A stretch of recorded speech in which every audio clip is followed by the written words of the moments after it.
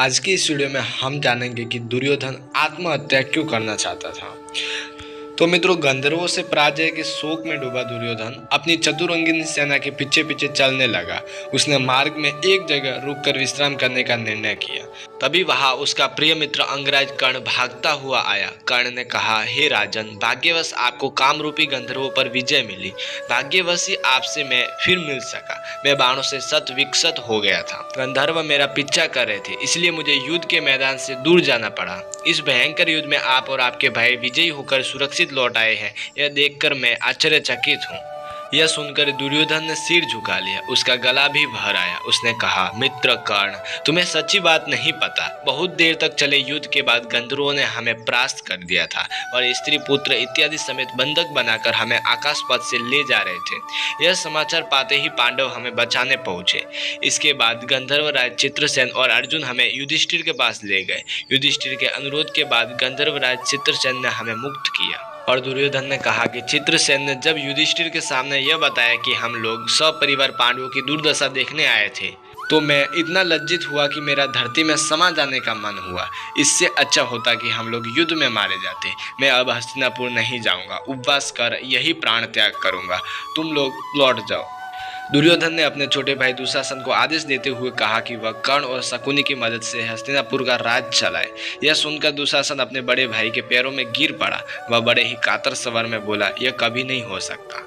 न तो आप आत्महत्या करके अपने प्राण त्यागेंगे और ना ही मैं कभी आपकी जगह राज संभालूंगा। कर्ण भी दुर्योधन को आत्महत्या करने से रोकने के लिए समझाने लगा। कर्ण ने कहा, राजन, आपके चित्त को इतना दुर्बल होना शोभा नहीं देता। सेना नायक कई बार युद्ध में बंदी बना लिए जाते हैं। उनकी सेना उन्हें शत्रु से भी मुक्त भी कराती है। यदि पांडवों ने आपको मुक्त कराए तो इसमें लज्जा की क्या बात है। पांडव भी आपके राज्य के निवासी हैं, आपके दास भी हैं, इसलिए ही आपकी सहायता को भागे भागे आए। और शकुनी ने भी अपने भांजे दुर्योधन को समझाया कि वह आत्महत्या का विचार मन से त्याग दे। शकुनी ने कहा, मैंने तुम्हें विपुल ऐश्वर्य का अधिकारी बनाया है, लेकिन तुम मूर्खतावश वह सब छोड़कर मरना चाहते हो। पांडवों ने तुम्हारा उपकार किया है तो इस पर तुम्हें खुश होना चाहिए। तुम पांडवों के साथ भातृ प्रेम दिखाओ, उन्हें उनका पैतृक राज्य लौटा दो। इससे तुम्हारे यश, धर्म और सुख में वृद्धि होगी। लेकिन इन बातों का दुर्योधन पर कोई असर नहीं हुआ। उसने उपवास करके प्राण त्यागने का इरादा नहीं छोड़ा। तब उसके शुभ चिंतकों ने कहा, राजन, जो गति आपकी वही हमारी, हम आपको छोड़कर नहीं जाएंगे। उसके बाद दुर्योधन ने आचमन कर खुद को शुद्ध किया और कुछ वस्त्र धारण करके स्वर्ग लाभ की कामना के साथ कुछ शैया पर लेट गया। अब दुर्योधन को बचाने का बीड़ा दानवों ने उठाया, जो देवों से पराजित होकर पाताल में वास कर रहे थे। दुर्योधन के प्रयोपवेशन यानी प्राण त्याग व्रत से चिंतित होकर उन्होंने एक यज्ञ किया। यज्ञ संपन्न होने पर मुंह खोले एक राक्षसी प्रकट हुई। उसने दानवों से पूछा कि उसका आह्वान किस लिए किया गया है। दानवों ने कहा कि दुर्योधन प्राण त्याग व्रत कर रहे हैं, उन्हें यहाँ ले आओ। पलक झपकते ही दानवी दुर्योधन को पाताल ले आए।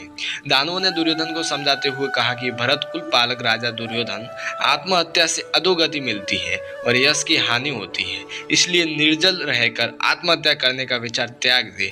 हमने महादेव की तपस्या करके आपको पाया है। उन्होंने आपके शरीर का ऊपरी हिस्सा वज्र की तरह मजबूत और अस्त्रों से अभेद्य बनाए हैं। दानव दुर्योधन का बखान करते हुए आगे बोले कि पार्वती ने आपके शरीर के निचले हिस्से को पुष्प की तरह कोमल और नारियों की तरह मनोहर बनाया है। आप महेश्वर महेश्वरी द्वारा निर्मित है, इसलिए साधारण मनुष्य नहीं बल्कि दिव्य पुरुष हैं। आपकी सहायता करने के लिए दानवों और असुरों ने भूलोक में जन्म ग्रहण किया है। वे भीष्म, द्रोण, कृप इत्यादि की देह में प्रवेश करेंगे। ये सभी लोग दया त्याग करके आपके शत्रुओं से युद्ध करेंगे और पुत्र, भ्राता, बंधु, शिष्य किसी को नहीं छोड़ेंगे।